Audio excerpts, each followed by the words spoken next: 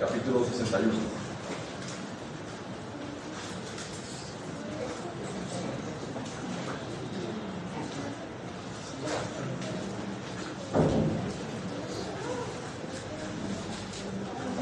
Nosotros creemos que la palabra del Señor es inerrante, es infalible, que es la única norma de fe y conducta de nuestras vidas. Así que, hermanos, el título del sermón se va a llamar El Mesías Redentor, y va a ser en el pasaje Isaías 61, y va a ser también diagonal con Lucas 4, 16 a 30, ya que es un texto paralelo, para que lo tengan en mente y tenga un dedo en Isaías y otro en Lucas. No se espanten. Van a ser unos del 1 al 7 en Isaías, del versículo 1 al versículo 7, y de Lucas va a ser del versículo 16 al 30. Mientras lo están buscando, les voy a leer los objetivos que van a hacer en este sermón, que va a ser apreciar al Santo Mesías Redentor. Y el segundo objetivo es ver el cumplimiento de su palabra en él. Lo repito una vez más, va a ser en Isaías 61, las buenas nuevas de salvación para Sion. Tiene como título.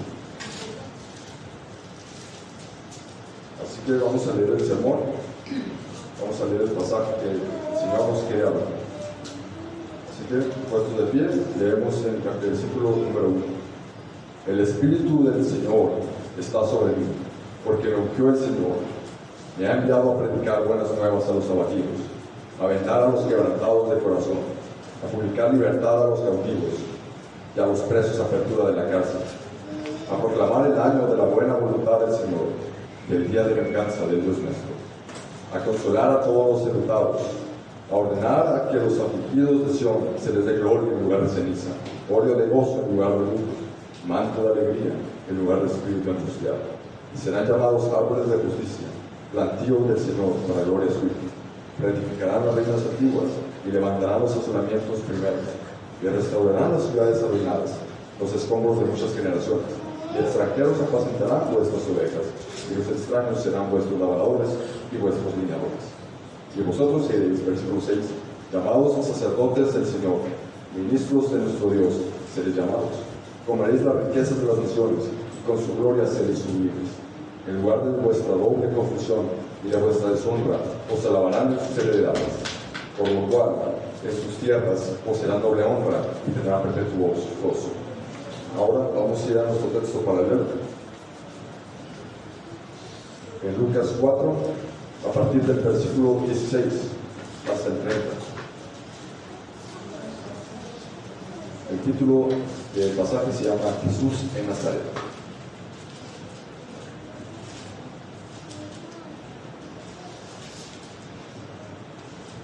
En Lucas vamos a resaltar la parte del versículo 18 al versículo 21. Esta parte vamos a hacer énfasis en este pasaje, aunque lo olvidemos todo. Leemos pues el versículo 16 de Lucas 4. Vino a Nazaret, donde se había criado, y en el día del reposo entró en la sinagoga, conforme a su costumbre, y se levantó a leer, y se le dio el libro del profeta Isaías. Y habiendo abierto el libro, halló el lugar donde estaba escrito: El Espíritu del Señor está sobre mí, por cuanto me ha ungido para dar buenas nuevas a los pobres. Me ha enviado a sanar a los quebrantados de corazón, a pregonar libertad a los cautivos y vista a los ciegos, a poner en libertad a los oprimidos y a predicar el año agradable del Señor. Y enrollando el libro, verso 20, lo dio al ministro y se sentó. Y los ojos de todos en la sinagoga estaban fijos en él. Y comenzó a decirles, verso 21, hoy se ha cumplido esta escritura delante de vosotros. Y todos daban buen testimonio de él, y estaban maravillados de las palabras de gracia que salían de su boca, y decían: ¿no es este el hijo de José? Él les dijo: sin duda me diréis este refrán: médico, cúrate a ti mismo, de tantas cosas que hemos oído que se han hecho en Capernaum, haz también aquí en la tierra. Y añadió diciendo: de cierto os digo que ningún profeta es acepto en su propia tierra. Y en verdad os digo que muchas viudas había en Israel en los días de Elías, cuando el cielo fue cerrado por 3 años y 6 meses, y hubo una gran hambre en toda la tierra, pero a ninguna de ellas fue enviado Elías, sino una mujer viuda en Sarepta de Sidón. Y muchos leprosos había en Israel en tiempo del profeta Eliseo, pero ninguno de ellos fue librado, sino Naamán de Siria. Por lo tanto, al oír estas cosas, verso 28, Todos en la sinagoga se llenaron de ira, y levantándose le echaron fuera de la ciudad, y le llevaron hasta la cumbre del monte, sobre el cual estaba la ciudad edificada, la ciudad de ellos, para despeñarla, hacer paso por medio de ellos. Vamos a orar, hermanos. Señor Dios, nos presentamos delante de ti. En tu palabra podemos ver tu gran amor hacia nosotros. Permítenos poder apreciar más al Mesías Redentor, nuestro Cristo, que vino a este mundo a cumplir su misión en perfecta obediencia a tu voluntad. Ayúdanos también a ver el cumplimiento de tu palabra y cómo nosotros podemos confiar en ella. Y de igual manera, te pedimos que abras los ojos de los cielos para que puedan ver tu palabra, porque te lo pedimos en el nombre de Cristo Jesús. Amén. Bueno, hermanos, nosotros estamos viviendo en un tiempo muy especial, ya que cuando nosotros estamos en esta época podemos ver que hay varias, ya pueden sentarse, hermanos. Vemos que las elecciones se están acercando y vemos quién será el nuevo presidente que va a cambiar todo el país, quién va a ser el nuevo presidente, quién va a ser el que va a poner el cambio. Algunos incluso no saben lo que significa cambio, algunos puede ser que sea para peor, que sea para mejor, pero todos están buscando algo de las personas. Todos están buscando una solución que traiga paz, bondad, que traiga misericordia en las tierras, que pueda haber justicia. Pero podemos ver a lo largo de la historia que eso no se ha cumplido nunca. Podemos ver que en los tiempos del profeta Isaías, vamos a volver al Isaías 61. Mientras lo buscan otra vez, voy a estar leyendo. Voy a estarles exponiendo lo que es que en los tiempos del profeta Isaías había una época de hipocresía. Había gran pecado en aquella tierra. A pesar de que había algunos reyes que eran buenos, había otros que eran malos y otros pésimos. Así que a la esta variedad de reyes, en tiempo de los reyes, podemos ver que ninguno de ellos dio la promesa que hizo Dios a David, de que vendría un rey que iba a establecer un reino eterno. Así que en este contexto podemos ver que cualquier etnia, lengua y época, nación, espera los atributos que hijos establecer justicia de un gobernante. Todos esperamos de que venga aquel indicado que vaya a poder establecer justicia, que pueda establecer un mejor gobierno, que pueda tapar los baches de las calles. Todos esperamos cosas buenas. Pero cuando nosotros vemos ahora el contexto de Isaías, podemos ver que las personas también pensaban igual. Somos los mismos. Todas las personas querían tener algo, pero su vida era de hipocresía, que era de corrupción, formalismo. Algunos querían ser judíos, pero adoraban a otros dioses en sus propias casas. Podemos ver ese panorama tan triste. Pero así que podemos ver que en la época de Isaías hay una promesa, que es en este pasaje. El Señor se acordó de su pacto. Y vamos a leer la primera parte de este sermón. Y el cual va a hacer 4 puntos sencillos. El primer punto es el Mesías. El segundo punto es el rol del Mesías. El tercer punto es el año agradable del Señor. Y el cuarto punto es el día de venganza. Así que vamos a leer Isaías 61. Vamos a leer la primera parte. Los primeros 2 versos van a ser los que vamos a resaltar en todo este pasaje. El Espíritu del Señor, de Jehová el Señor, está sobre mí. Aquí podemos ver, vamos a parar hasta ahí. Podemos ver que aquí se presentan 3 personas. ¿Quiénes son estas 3 personas? Si usted es un cristiano y ha perdido lo básico, puede ver que aquí están las 3 personas de la Trinidad. Aquí está el Espíritu, aquí está Dios el Padre, y el que está hablando desde el capítulo 40 es Dios el Hijo. Así que a nosotros, de ver este pasaje, podemos ver que aquí está Dios. Pero cuando nosotros vemos en las Escrituras, en pocas partes se aparecen las 3 personas de la Trinidad juntas. Voy a darles unos cuantos ejemplos. En Mateo 3, versos 16 y 17, en el bautismo de Jesús, aparecen las 3 personas de la Trinidad. Y es evidente. En 2 Corintios 13, 14, podemos ver también que es el mismo. No es necesario que lo busquen, hermanos. Nomás se los estoy leyendo. En Apocalipsis 1, del 4 al 6, vuelven a aparecer. En Mateo 28, cuando Jesús da la gran comisión de bautizar a aquellos en el nombre del Padre, del Hijo y del Espíritu Santo. Se pueden ver las tres personas de la Trinidad. Pero todos estos versos que les acabo de decir están en el Nuevo Testamento. Así que es algo glorioso ver a la Trinidad en el Antiguo Testamento, donde había menos luz, menos revelación de parte de Dios, ya que es una revelación que es progresivamente, como si fuera una montaña rusa, yendo cada vez más arriba, y puedes ver más cosas de la gloria del Señor. Por lo tanto, aquí vamos a ir a los textos. El Espíritu del Señor está sobre mí, porque me ungió el Señor. Aquí podemos ver que hay una unción, hay algo especial. Está diciendo, Dios el Hijo, el Espíritu del Señor está sobre mí, porque me ungió el Señor. Así que podemos ver la unción. Así que vamos a hablar un poco de la unción. No vamos a indagar mucho, sino lo vamos a ver a vuelo de pájaro. La unción, vamos a ver lo que no quiere decir la unción, primeramente. La unción no quiere decir que un individuo tiene poderes especiales y que puede hacer cualquier cosa y espectáculo. Eso no quiere decir la unción. Tampoco la unción quiere decir de que algún individuo va a poder hacer vueltas y hacer un círculo en la iglesia. Eso tampoco quiere decir la unción. La unción no quiere decir de que va a haber alguien que va a poner su chaqueta en una persona y al ser cubierto con su chamarra va a tener la unción. Pues puede ser el chique. En internet abundan los nefastos ejemplos de lo que se ha mal entendido por la unción, de personas haciendo mal testimonio de lo que es el verdadero cristianismo. Por lo tanto, eso es lo que no quiere decir la unción. Pero ¿qué es lo que quiere decir la unción? ¿Cómo podemos saber lo que quiere decir la unción? Pues nosotros tenemos que ir a las Escrituras para ver lo que la unción es. Así que la unción en la cultura judía era un acto muy especial, ya que apartaba a un individuo. Esta es una expresión ligada a la santidad de Dios. Voy a decirlo otra vez, hermanos. Esto está ligado a la santidad de Dios, ya que cuando el Señor se le dice que es santo, quiere decir que es apartado, como ya hemos visto en las clases dominicales. El Señor es santo, es apartado, es único. Pero también quiere decir otra cosa, quiere decir que Él es devoto, que Él intenta y lo hace en cumplir su voluntad, en cumplir sus decretos, en servir a su pueblo, en cumplir todo lo que Él está diciendo. Eso también quiere decir la santidad de Dios.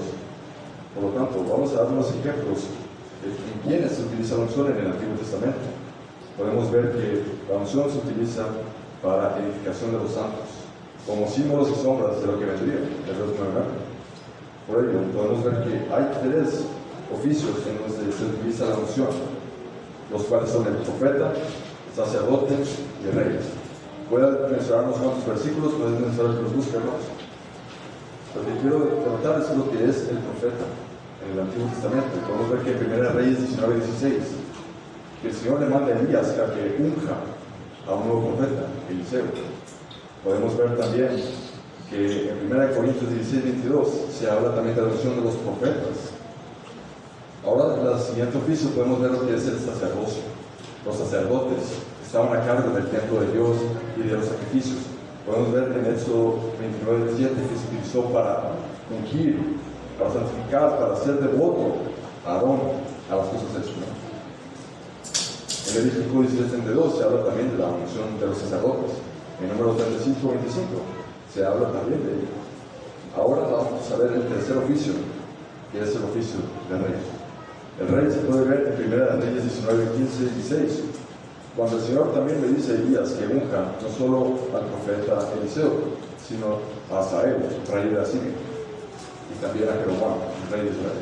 Así que la unción está ligada a los reyes, pero hay uno del caso en cuanto a la unción de un rey que es muy especial en el Antiguo Testamento, y si me pudiese acompañar a leer en 1 Samuel 16:12. Voy a repetirlo, si nos pudiese acompañar a leer 1 Samuel 16, del verso 12 al 13.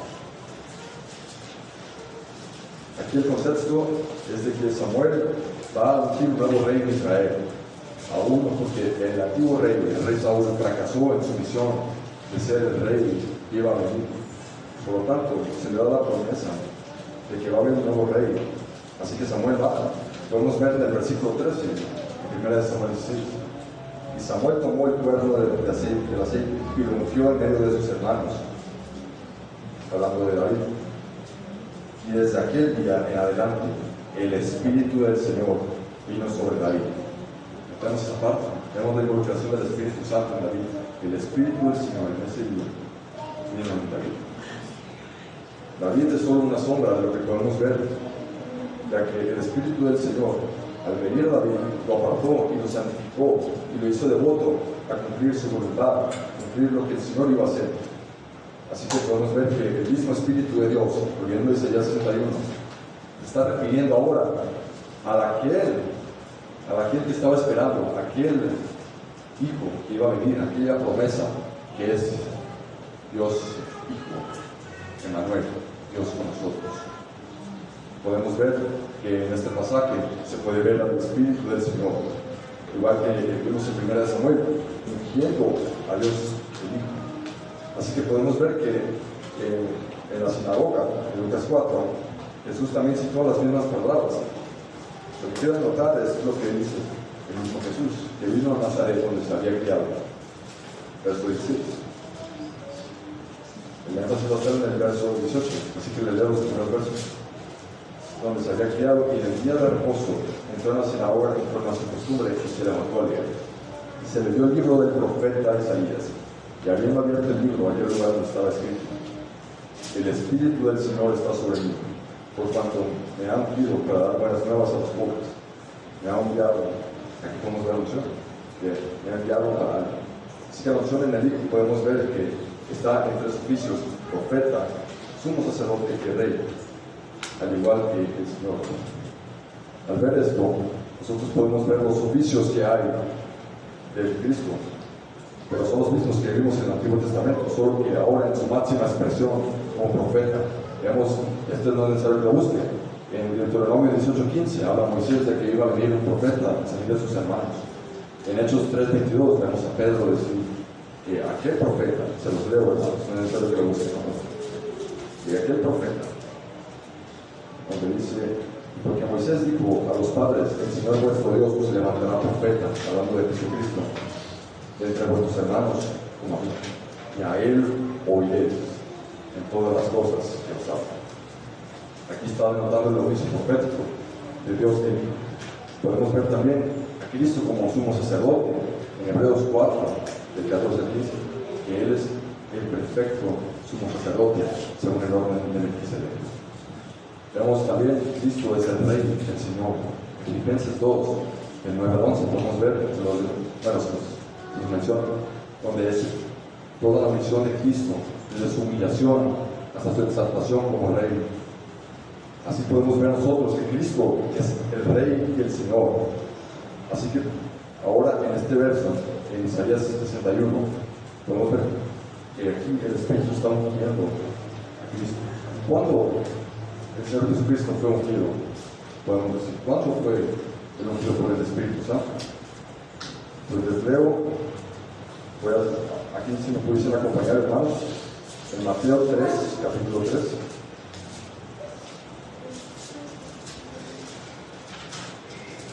Verso 16. Este es el preciso momento en donde Jesús fue ungido. Cuando lo buscan, explico que la palabra Mesías viene de la palabra en hebreo que significa ungido. Y la palabra Cristo, que es del griego, quiere significar también lo mismo, que Él es el Mesías, Él es el ungido de Dios. Por lo tanto, vemos que la unción es algo especial en Cristo Jesús. Vemos que en el versículo 16, en Mateo 3, donde dice: y Jesús, después de que fue bautizado, subió luego del agua, y aquí que los cielos le fueron abiertos, y vio al Espíritu de Dios que descendía como paloma y venía sobre él. Y hubo una voz de los cielos que decía: este es mi Hijo amado, en quien tengo complacencia. Ahora en Lucas, voy a leer unas partes, hermanos, no es necesario que lo busquen. Aquí podemos ver desde el versículo 1 del capítulo 4 que Jesús, después de que fue bautizado, fue lleno del Espíritu Santo y volvió del Jordán y fue llevado por el Espíritu al desierto. Podemos también ver en el verso 18 o el verso 14 que Jesús volvió del poder del Espíritu a Galilea y se difundió su fama sobre toda la tierra. Y enseñaba en la sinagoga de ellos y era glorificado por todos. Lo que nos lleva al siguiente punto, que es el rol del Mesías. ¿Para qué fue ungido Dios el Hijo? ¿Para qué fue ungido Jesucristo. Podemos ver que cuando seguimos leyendo el pasaje, ya sea de Lucas 4 o de Isaías 61, se da lo que es el rol del Mesías, el trabajo que iba a realizar el Mesías. Vemos aquí que dice: el Espíritu del Señor está sobre mí, porque me ungió el Señor, me ha enviado a predicar buenas nuevas a los abatidos, a vengar a los quebrantados de corazón, a comunicar libertad a los cautivos y a los presos apertura de la cárcel. Así que vamos a ver estas personas a las que está refiriendo, están en el rol del Mesías. Así que vamos a ver que el Mesías viene para qué personas, es a las que dice este texto, que vienen a los abatidos, que vienen a los quebrantados de corazón, que vienen a comunicar libertad a las personas que están cautivas, a las personas que están presas. Porque el pasaje está hablando de un término espiritual. ¿Por qué? Porque había en aquel entonces muchos presos, pero el verdadero rol del Mesías no es liberar gente de la cárcel. Si no hacer eso estaría vacío. Tampoco es sanar el corazón de las personas que tienen un problema cardiovascular. Si no, el hospital estaría vacío también. El área de la cardiología. Entonces, aquí podemos ver que es un sentido espiritual.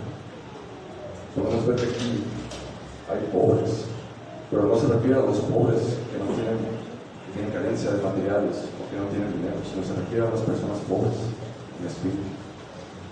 Aquellas personas a las que Cristo va son las personas que ocupan a un Salvador, son personas que no tienen lo más preciado. Podemos ver, se menciona en Apocalipsis 3, del 17 al 18, que hay donde Cristo habla a la iglesia que son pobres. Parece que tienen muchas cosas, mucho dinero, mucho oro, pero son pobres, porque han descuidado lo más preciado. Podemos ver también que en Apocalipsis 2:9, un poco antes, donde no voy a saber de uso, pero aquí nos habla de que Cristo le está diciendo a la iglesia de Esmirna que a pesar de que son pobres materialmente, son ricos en espíritu.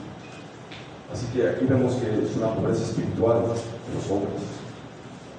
Ahora podemos ver que Cristo en el Sermón del Monte se dirige a ellas, Mateo 5:3, que pensar que lo busquen, donde dice: bienaventurados los pobres, porque de ellos es el reino de los cielos.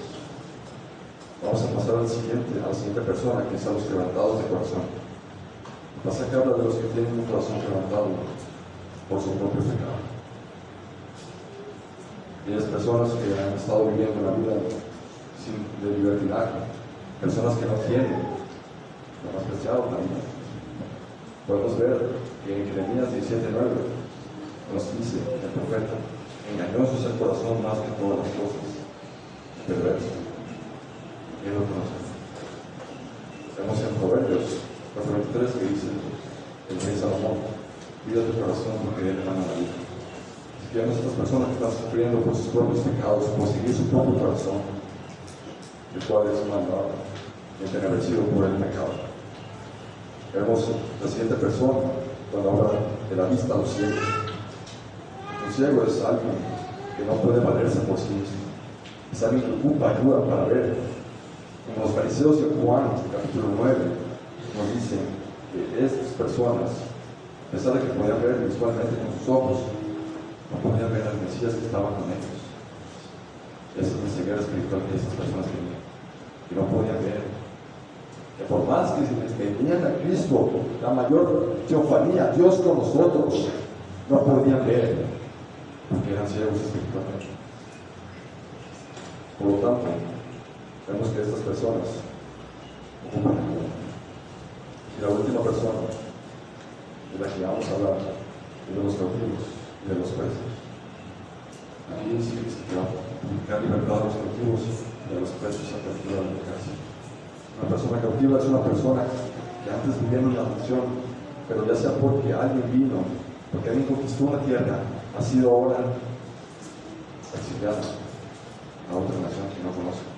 A estas personas que podemos ver en el sentido espiritual en Romanos 6:16 nos habla el apóstol Pablo de lo que es ser verdaderamente preso y cautivo. ¿Pero por quién? ¿O por qué? Por el pecado. Vemos que en Romanos 6:16 ¿No sabéis que si os sometéis a alguien como esclavos para obedecer, sois esclavos de aquel a quien obedecéis? Si alguien es pecado, para la muerte. Vemos que aquí hay personas que están siendo esclavas y cautivas por el pecado. Por lo tanto, vemos que aquí estas personas están muertas en sus delitos y pecados, como dice en Efesios 2. Personas que no pueden hacer nada por sí mismos. Vemos la total incapacidad del hombre de poder salvarse a sí mismo. Vemos que el hombre no puede estar porque está preso. Porque el hombre no está ciego, no puede valerse por sí mismo. Porque el hombre es pobre, no puede adquirir algo de tan alto valor. Así que podemos ver este tipo de personas. Pero también podemos ver la gran decepción de no tener esperanza, de que no tienen ninguna promesa ni nada para ellas. Personas que han sido rastregadas de la sociedad. Pero nosotros podemos ver algo. Podemos ir a Salmo 117, hermanos, si nos pudiesen acompañar. Salmo 107, desde el versículo 10, hablando de los creyentes.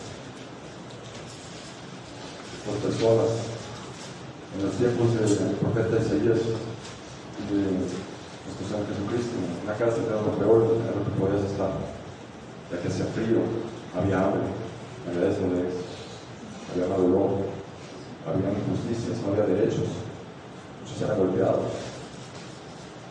Podemos ver que algunas personas podían sucumbir a la locura de una muerte segura. Así que en el Salmo 107, verso 10, podemos ver algunos, no se los leo. Algunas moraban en tinieblas y sombra de muerte, aprisionados en aflicción, inquietos, por cuanto fueron rebeldes a las palabras del Señor. Vemos la condición del hombre. Y aborrecieron el consejo del Altísimo. Por eso quebrantó para el trabajo de sus corazones. Cayeron y no hubo quien los ayudase. No hay una capacidad del hombre para lograr su salvación. Es completamente pobre, es completamente ciego, es completamente cautivo, es completamente preso. No hay esperanza para él. En gobernadores, en presidentes, ni en alguna figura pública que pueda publicar libertad. No tiene una esperanza en hombres terrenales. Pero luego podemos ver en el verso 13 del Salmo 7 lo que es la salvación. Luego que clamaron al Señor en su angustia, los libró de sus aflicciones, los sacó de las tinieblas y de la sombra de muerte y rompió sus prisiones. Alaban la misericordia del Señor y sus maravillas para con los hijos de los hombres, porque quebrantó las puertas de bronce y desmenuzó los cerrojos de hierro. Esta es la salvación que es en Cristo Jesús. Aquel que fue por la propia divinidad, desde antes de la fundación del mundo, estableciendo un pacto consigo mismo, pacto de Dios con Dios, un pacto unilateral, un pacto que solo viene de Dios y no involucra lo que nosotros podamos hacer para cumplir el pacto, sino que es por gracia. Podemos ver también aquí en este texto, en Isaías 61, que el Mesías, el ungido, el apartado de Dios, el que es devoto a sus decretos, el devoto a su obediencia, a su voluntad, va a predicar el año agradable del Señor, que sería nuestro siguiente punto, el año agradable del Señor. Les doy una cita de William A. Van Gemeren. Las buenas nuevas son siempre buenas nuevas para aquellos que no encontraron liberación y sentido en las estructuras de la sociedad humana. Podemos ver aquí que aquellas personas que no podían confiar, no podían obtener la salvación por medio de hombres, por instituciones, por obras religiosas, por las buenas obras, por nada de ello, el hombre puede dejar de ser pobre, sino que por medio de las buenas nuevas, el Evangelio, que es lo que significa las buenas noticias, un hombre puede llegar a ser salvo. Así que vemos, puede ser una breve mención, a vuelo de pájaro, de lo que es el jubileo, de lo que apunta el pasaje en Levítico 25, no es necesario que lo busquen. Les hablo de que esa ley fue dada para dar descanso a la tierra de cultivo cada séptimo año, lo que es el año del reposo. Y al llegar los 7 años de reposo, son los 49 años, el año siguiente, el 50, iba a ser el año del reposo, que será el año del jubileo, donde los que estaban antes presos y cautivos, ahora podían ser liberados. Esa es la salvación que se puede ver en una sombra en la ley de Moisés, que nos apunta a la gran salvación que va a ser Cristo Jesús por medio de su salvación, por medio de su gran evangelio, su glorioso evangelio, que puede liberar a los presos, que puede sanar a los quebrantados de corazón, que puede darle vista a los que antes eran ciegos, que puede darle libertad a los presos y cautivos en otra tierra, en otro reino, de la oscuridad del pecado. Ese es Cristo que está aquí en el año agradable del Señor. Podemos continuar que en el versículo número 2 dice: a proclamar el año de la buena voluntad del Señor. Ahora si me pueden acompañar a Lucas 4. Podemos ver aquí que el Mesías está predicando el año agradable del Señor. Está ahora dándole buenas nuevas a los pobres, los que no habían encontrado cómo adquirir algo tan valioso como lo es la salvación. Podemos ver aquí el Espíritu ungido en el Señor Jesucristo está proclamando libertad a los cautivos y vista a los ciegos, a poner en libertad a los oprimidos, a predicar el año agradable del Señor. Este año agradable lo podemos encontrar en 2 Corintios 6, verso número 2. Si nos pudiesen buscarlo. Este es el año agradable donde Jesucristo está salvando a las personas, trasladándolas de un reino de oscuridad a un reino eterno, aquel reino que había sido prometido por Dios mismo. Vemos en 2 Corintios 6, desde el verso 1.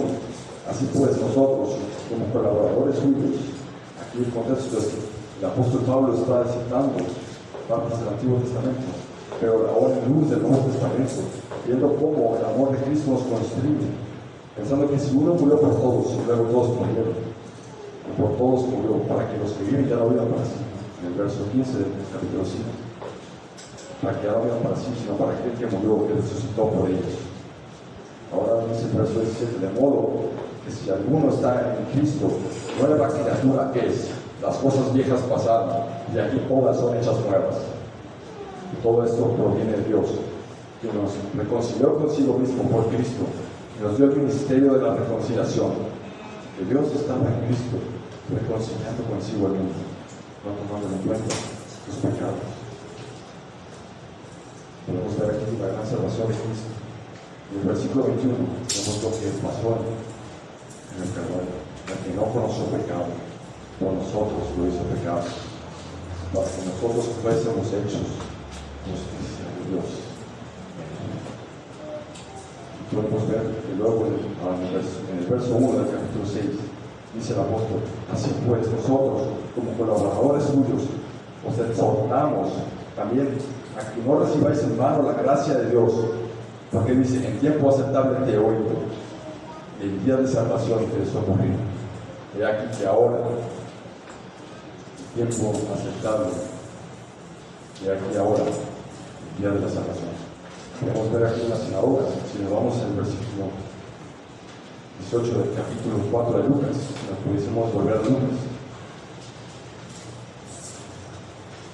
Mientras buscan Lucas, les leo los últimos versos de Isaías y cómo se relaciona con la gran salvación que está dando.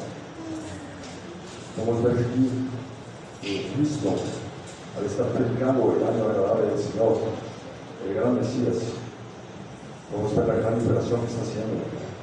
Está prometida, ordenar a que los afligidos de Sion se les dé gloria, que aquellas edificaciones que han sido destruidas por el pecado, espiritualmente hablando, por el pecado, por la rebelión de Dios, ahora están siendo reconstituidas nuevas.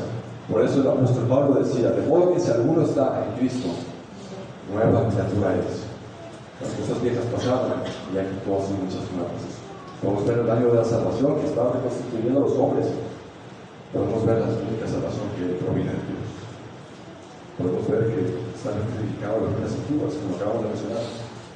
Y algo interesante que vamos a anotar en Lucas, que los extranjeros, versos 5 y 61, apacentarán a vuestras ovejas, y los extraños serán vuestros trabajadores y vuestros viñadores. Y vosotros seréis llamados sacerdotes del Señor, ministros de Dios, seréis llamados. Podemos ver que en lugar de vuestra doble confusión y de vuestra deshonra, os alabarán en sus heredades. Por lo tanto, en sus tierras os será doble honra y tendrán perpetuo gozo. en este año de la salvación. Ahora vamos a Lucas 4. Vemos que ahora Cristo es Dios mismo, es Dios con nosotros, encarnado, yendo a la sinagoga, a predicar el Evangelio, a predicar la salvación. Aquí está el día de la salvación. Está Cristo en una sinagoga, como una iglesia como esta. Así que podemos ver que Cristo está leyendo el libro que se le entregó, que es el profeta Isaías, en este mismo pasaje que estamos leyendo, donde dice: el Espíritu del Señor está sobre mí, por cuanto me ha ungido para dar buenas nuevas a los pobres. Y luego termina diciendo: a predicar el año agradable del Señor. Es algo curioso que hay corte de Cristo. Le falta decir: y el día de venganza de Dios mismo. Pero ¿por qué será? ¿Es acaso Cristo? Falta profeta. Lo veremos más tarde. Pero hasta ahí corta: a predicar el año agradable del Señor. Ahí es donde está ahora el énfasis, el año agradable del Señor. Ahora está el año agradable del Señor. Podemos ver, enrollando el libro, verso 20 de Lucas 4. Lo ve al ministro y se sentó. Los ojos de todos en la sinagoga estaban fijos en él. Comenzó a decirles: hoy se ha cumplido esta escritura delante de nosotros. Hoy se ha cumplido esta escritura. ¿Por qué? Porque Cristo estaba reconciliando a los hombres para con Dios, siendo el mismo Dios, siendo el mismo hombre. Por lo tanto, todos daban buen testimonio, verso 22 de él. Estaban maravillados de las palabras de gracia que salían de la boca. Y decían: antes de la incredulidad de algunos en la sinagoga: ¿no es este el hijo de José? ¿No es este el que veíamos de niño? Estaba con nosotros. ¿No es este el que está atribuyéndose porque el Mesías lo hace? En aquel entonces el imperio romano estaba establecido, estaba conquistada la tierra de Judea, la actual Palestina. Podemos ver que los judíos esperaban a algún Mesías que los iba a liberar del reino de los hombres, de un reino físico. ¿Pueden ver esto? El cristiano que estaba ahí. No pueden entender eso. Ellos también pensaban que cuando el Mesías viniera, iba ahora a castigar, iba a ser el día de venganza para los gentiles, a los judíos no. A tal civismo llegaron los judíos a decir: ¿es este el que está hablando diciendo esto? Hacia mí, amigo mío, no hay que estar pensando en este momento: ¿no es este Cristo que podemos ver en algunas iglesias tradicionales? ¿No es este Cristo el que estaba siendo hablado por la boca de nosotros, de estas personas? ¿Acaso este Cristo va a ser el que va a poder salvarme? ¿Acaso este Cristo al final de los tiempos va a establecer su reino? Así nosotros pudiésemos estar pensando en la persona de Jesucristo. Hermanos y amigos, la incredulidad no los alcanza, sino que dice que todos daban buen testimonio de él. Algunos escribieron. Vamos a ver el verso 23, donde Cristo le responde: sin duda me diréis este refrán: médico, cura de ti mismo. De tantas cosas que has hecho, que hemos oído que se han hecho en Capernaum, hasta menos, ¿quién quiere? Y añadió: de cierto os digo que ningún profeta se acerca en su propia tierra. En verdad os digo que muchas viudas había en Israel. Puede ser énfasis en Israel, que es donde el pueblo, donde Dios, en el antiguo pacto, donde se hicieron las promesas. Había varias viudas, pero miren lo que dice Cristo. Pero a ninguna de ellas el profeta iba a extender, sino a una mujer viuda en Sarepta de Sidón. Podemos ver que aquí una feliz, una del Líbano, de Sidón, una gentil, una enemiga del pueblo de Dios en aquel entonces, alcanzó salvación por medio del profeta Elías. Luego, nótese más adelante, cuando dice: y muchos leprosos había en Israel en tiempo del profeta Eliseo, pero ninguno de ellos fue limpiado, sino Naamán, el sirio. Él alcanzó salvación por gracia, siendo gentil y siendo aparte de los enemigos del pueblo de Dios de aquel entonces. Así que podemos ver un patrón que está diciendo Cristo, que los gentiles van a alcanzar salvación. Y aquí está citando a los profetas de Israel, que fueron a Israel, pero lo rechazaron a los profetas, y ellos fueron a los gentiles. Aquí es donde entramos nosotros, hermanos, que por la desobediencia que las demandas naturales nos ponen el ejemplo el apóstol Pablo en Romanos 11. Con la desobediencia de los judíos, naturalmente, vino ahora la salvación a los gentiles. Podemos ver que la salvación es también a nosotros, los mexicanos, los latinoamericanos, y a cualquier pueblo, etnia, lengua y nación. Este es el año agradable del Señor. Dios nos está diciendo este texto. ¿Cuál fue la reacción de los judíos? De ver que más personas iban a ser salvas. Verso 28. Al oír estas cosas, todos en las sinagogas se llenaron de ira. Se reaccionaron ante el mensaje que Cristo les estaba dando. Y no iba a ser una salvación física, sino espiritual, no de un reino antagonista con Israel, sino de sus propios pecados, de sus propias rebeliones, de sus propias iniquidades, que son en contra de Dios y su reino. Así que podemos ver que aquí, que Dios, Hijo, Dios con nosotros, le estaba diciendo a los judíos: crean en mí, que yo soy Cristo, que aquí el año agradable del Señor está para todas las naciones, para que se cumpla la palabra del Señor. Pero, ¿acaso tú desprecias que otros hermanos, que otras personas están a ti, alcancen la salvación? ¿Acaso tú desprecias eso? ¿O acaso tú piensas que Cristo quizá al final vaya a establecer un reino, pero no has pensado que tú tal vez puedes ser un enemigo tuyo? Puedes ser un adversario de él. Puedes tú estar en rebelión con él.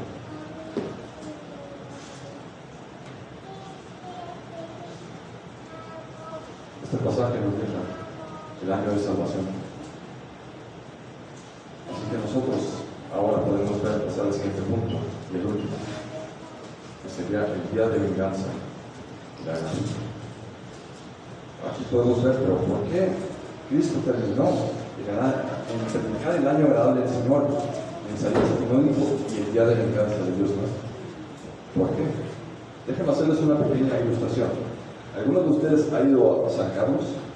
¿Ha visto aquel cerro muy famoso llamado el Cerro de Patacahue? Y cuando nosotros estamos por la carretera, podemos ver el paisaje y están los cerros, y podemos pensar que todos están juntos y pegados. Pero cuando avanzamos más por la carretera, avanzamos más, podemos ver otra perspectiva. Está un cerro, y acá está el Cerro de Patacahue, y que entre ellos hay una gran separación. Esto es lo que está pasando aquí, las profecías. Cuando leemos Isaías, podemos ver que ahí están los cerros pegados, el día de salvación de Dios nuestro y el día de venganza, con los cerros juntos. Pero cuando avanzamos más por la historia de la redención, podemos ver que hay una separación entre el día de la salvación y el día de venganza. Así es como se interpreta la literatura profética. Por ejemplo, usando el mismo libro de Isaías, podemos ver que en Isaías 1 se habla del contexto de hipocresía, de iniquidad que había en Israel, que por presente. Pero cuando vemos Isaías 2, está hablando de nuestro tiempo, del reinado universal del Mesías, el año agradable del Señor. Y cuando volvemos a Isaías 3, podemos ver que vuelve al presente, con juicio de Dios. Y así es cada capítulo, que es distinto, es a otras fechas. Otras profecías abarcan otros periodos de tiempo. Así que cuando lea a algún profeta, no piensen que es una serie de Netflix, capítulo 1, capítulo 2, capítulo 3, que es secuencial, no, sino que es progresivamente. Unas son para un tiempo, otras son para acá, otras son más para acá, y otras son en el presente, y otras son hasta el final de los días. Así sería la literatura profética. Por lo tanto, vamos a ver lo que dice el profeta Isaías, en Isaías 61, verso 2. Donde dice: proclamar el año de la buena voluntad del Señor y el día de venganza del Dios nuestro. Vemos aquí algo terrible para aquellas personas que desprecian la salvación de Jesucristo. El día de venganza del Dios nuestro. ¿Por qué será venganza? Porque los hombres que pecaron desde Adán, por su propia naturaleza pecaminosa, han pecado contra Dios, se han rebelado ante Él. Ellos dicen: yo no quiero hacer tu voluntad que está aquí, yo quiero hacer mi propia voluntad y seguir mi propio camino. Por eso, por todas esas rebeliones viene un pan, que va a ser el día de venganza el día del juicio final, donde todos los secretos de los hombres se harán a relucir, y todos quedaremos bajo la condenación, si es que no creímos en el Señor Jesucristo, el Mesías que está aquí. Así que podemos ver que Dios ha establecido un día. Por lo tanto, les pido que podamos ir a Isaías 63, que es unas cuantas hojas a la derecha más. En Isaías 63, desde el verso 1, se los leo.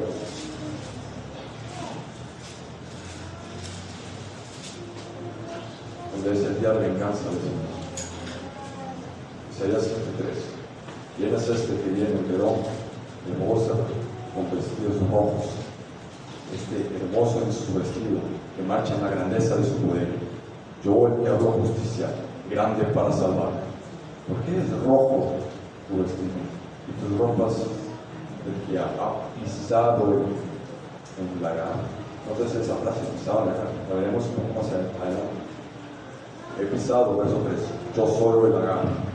El lagar, voy a ponerles una ilustración. El lagar es un contenedor que se utilizaba en algunos pueblos que actualmente se utilizan y se ponían las uvas.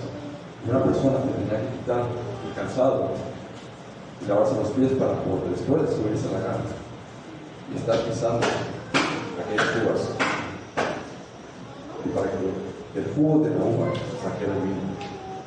Así que aquí está hablando del lagar. Vamos a ver el verso 3. Y de los pueblos nadie había conmigo, y los besé por mi ira, y los hollé con mi furor, su sangre salpicó mis vestidos, y manché todas mis ropas, porque el día de la venganza está en mi corazón, y el año de mis enemigos ha llegado. Miré y no había quien ayudar, me maravillé que no había quien me sustentase. Me salvó mi brazo y me sostuvo mi ira.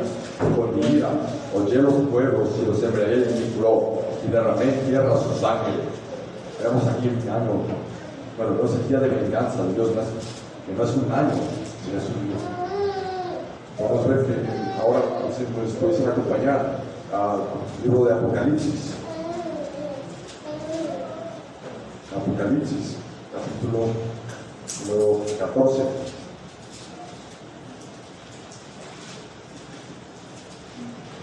Desde el verso número 18, hablando del juicio de Dios al final de los tiempos, el día de venganza, que estaba profetizado en Isaías, pero ahora vemos que esta profecía del día de venganza es hasta el final de los tiempos. Así que en Apocalipsis 14, 18 dice: y salió del altar otro ángel que tenía poder sobre el fuego, y llamó a la bolsa que tenía la voz aguda, diciendo: mete tu voz aguda y vendime a los racimos de la tierra, porque sus uvas están maduras. No es lo que dice. El ángel arrojó su voz en la tierra y vendimió la viña de la tierra y echó las uvas en el gran lagar de la ira de Dios. Podemos ver aquí la gran condenación que deben los hombres, el juicio final que vendrá sobre ellos. Verso 20: fue pisado. Así es la venganza de Dios nuestro cuando el mismo Dios con su vida dice a todos sus enemigos por estar de sus pies. Fue pisado el lagar fuera de la ciudad, y del lagar salió sangre hasta los frenos de los caballos, por 1,600 estadios. Lo que se refiere es la cantidad de sangre que llega hasta los frenos de los caballos, hasta este nivel llegará la sangre de todas aquellas personas. Vemos este día de venganza de Dios nuestro que ha establecido. Por lo tanto, vamos a terminar este pequeño sermón. Vamos a pasar ahora a otro video. A ver que la única persona que ocupamos no es ningún presidente, no es ninguna figura política, no es alguien que vaya a hacer el cambio, sino el mismo Dios, el que nos salva. Tenemos solo lo que solo Él puede dar, pero también lo que Él solo puede quitar. Porque Él puede otorgar, pero también puede derrotar. Él puede otorgar un año de salvación, pero puede otorgar un día de venganza. Por lo tanto, amigo que no tienes a Cristo, te ruego que vengas a Él. Aprovecha el año de la del Señor, ya que el día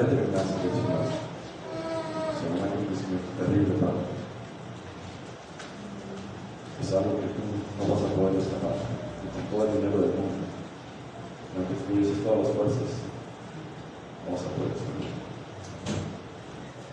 Así que te ruego que vengas a Cristo, que nos perdona tus pecados, que te hace ser. Ven a Cristo. Vamos a empezar ahora a aplicar estas aplicaciones. Así que ahora, hermano, ahora tienes una nueva herramienta para interpretación de la literatura de los profetas. Ya no es una serie de Netflix, de capítulo 1, capítulo 2, capítulo 3, que se secuencialmente, sino que hay profecías mixtas, mezcladas entre ellas.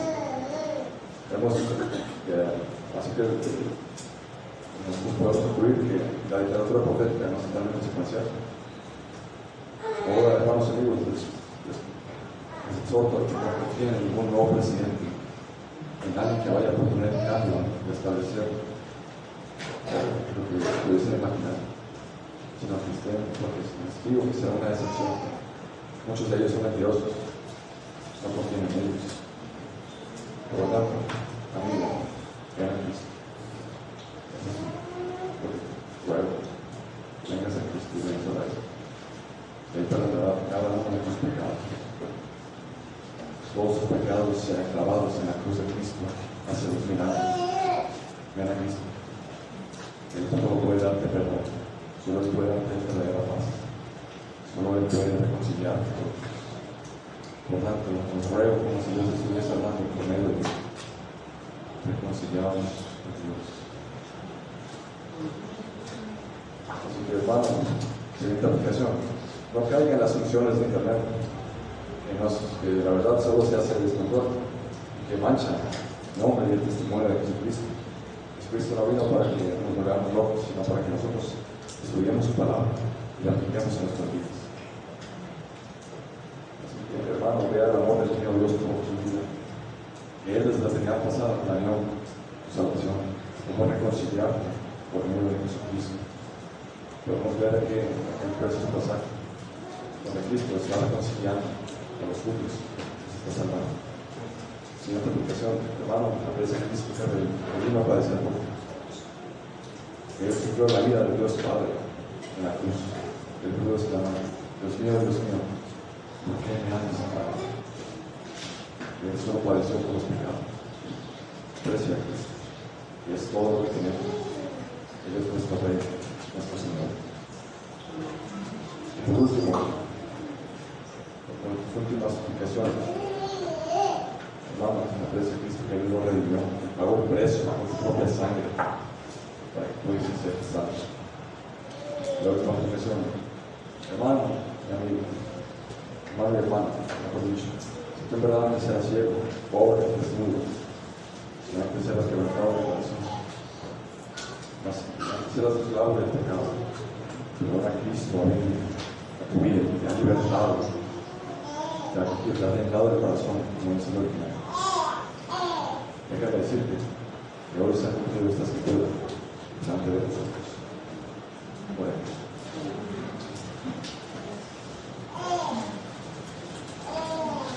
Oh Dios nuestro Redentor, grande es tu palabra, digno de suprema alabanza. Gracias por poder apreciar la salvación de Jesucristo, poder ver nuestra condición, nuestra total incapacidad de nosotros somos, de poder ver cómo antes éramos siervos y esclavos del pecado y del Satanás, pero por tu gracia, pero por ti fuimos ser salvos, por medio de Jesucristo. Gracias, Señor, porque nos diste al Señor Jesús. Te pedimos que si hay alguien en este lugar que no ha creído en Jesucristo, pueda arrepentirse de sus pecados y ser salvo. Porque sabemos que tu día